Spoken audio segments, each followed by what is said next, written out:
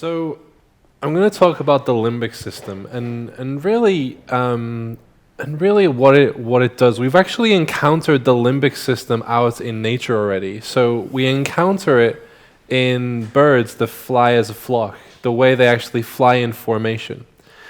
We've encountered it when you place a newborn baby on her mother's chest and their heartbeats start to beat at the same pace. These are examples of the limbic system of where we can actually feel each other. They've also did a recent study with choirs where people are singing at the same time.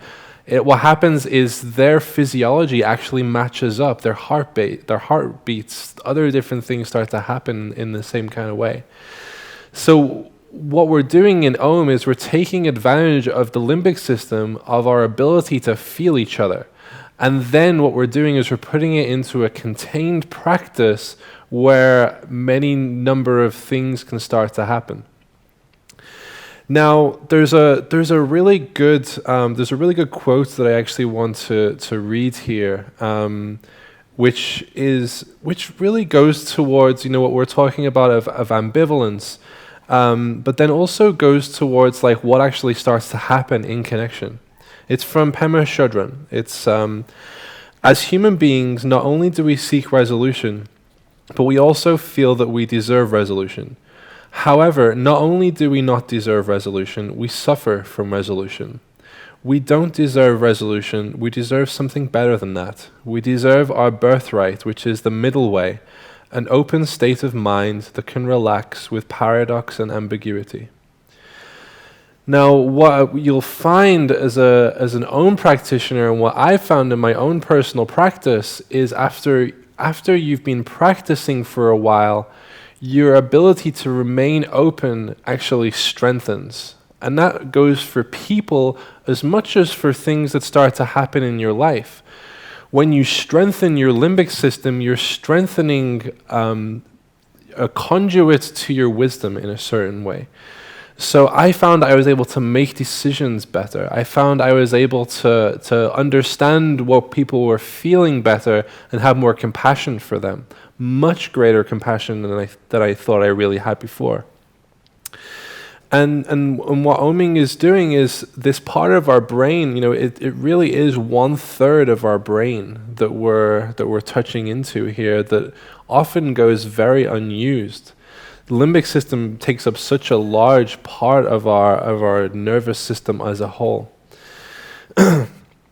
So we start to understand what actually goes on inside of our partner's bodies. As I was saying before, when I'm stroking, what will happen is I start to have a mirrored experience with my partner.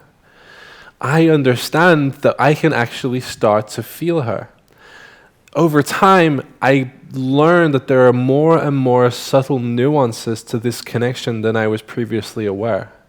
And my sensitivity and my ability to hold my attention on somebody greatly increases. Whereas before, I would normally have redirected my attention, I'm strengthening my limbic system every single time I Om, because I'm bringing myself into connection, into feeling what is actually there. And there's no real way to do this, as I can't really give you an instruction manual on how to do this. We're talking about something that is very visceral, that actually on the level of experience actually doesn't make a lot of sense other than in the feeling sense.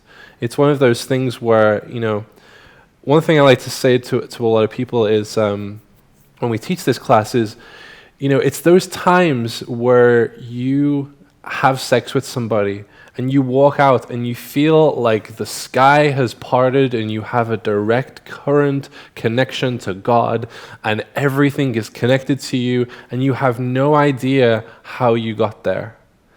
When you strengthen your limbic system, you're able to stay there longer, staying in connection to whatever you are in connection with.